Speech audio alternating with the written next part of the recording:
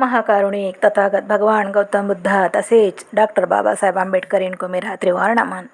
सभी गुरु आचार्य को नमन करते हुए ग्रंथ पठन शुरू करेंगे। आप सबका स्वागत है।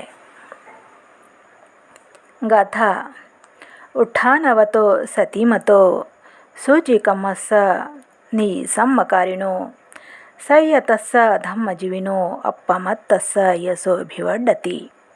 अर्थ उद्योगशील, जागरूक, पवित्र कर्म करने वाला, सोच विचार कर काम करने वाले, संयमी, धर्म के अनुसार जीविका चलाने वाले अप्रमादी व्यक्ति का यश खूब बढ़ता है।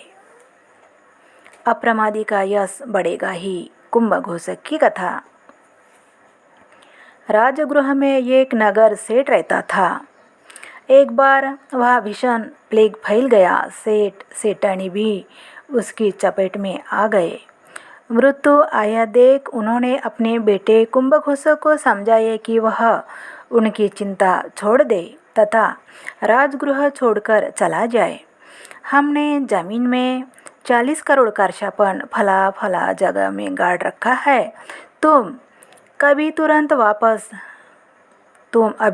तुरंत वापस मत आना। जब काफ़ी समय बीत जाए तथा सभी कुछ ठीक ठाक हो जाए तभी आना। कुंभघोषक ने माता पिता की बात मान ली और नगर से बाहर चला गया। उसके माता पिता दुनिया से चल बसे।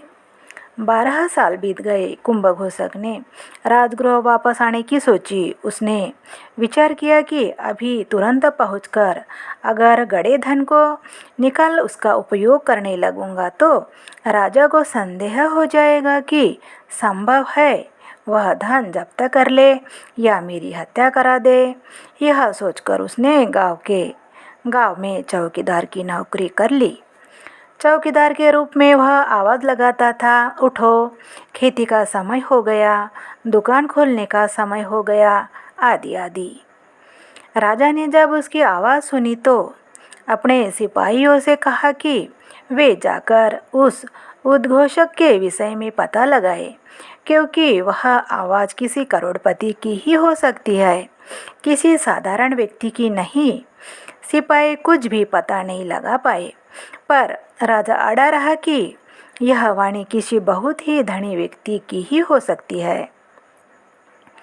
अतः राजा की दासी ने सत्य का पता लगाने की जिम्मेदारी ली।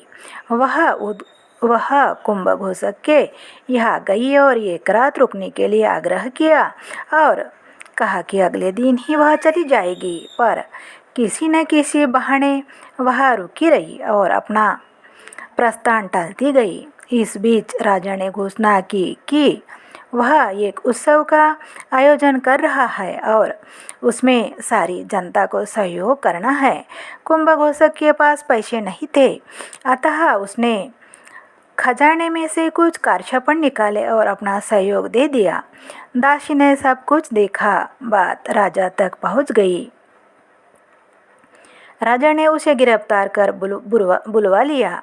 राजा ने उसे गिरफ्तार कर बुलवा लिया तथा सच्चाई पूछी। कुंभघोषक ने पूरी सच्चाई बता दी। राजा बहुत खुश हुआ तथा अपनी बेटी का ब्याह कुंभघोषक के साथ कर दिया। कुछ दिनों बाद शास्ता राजगृह पधारे। राजा बिंबिसार कुंभघोषक को लेकर उनके पास पहुंचा।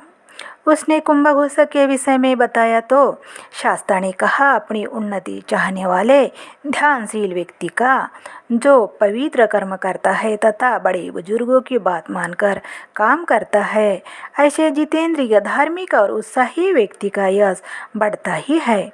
ऐसे उद्योगी, सचेत, शुचिकर्म तथा सोच समझकर काम करने वाला व्यक्ति संयमी होकर धर्म के अनुसार जीविका चलाता है।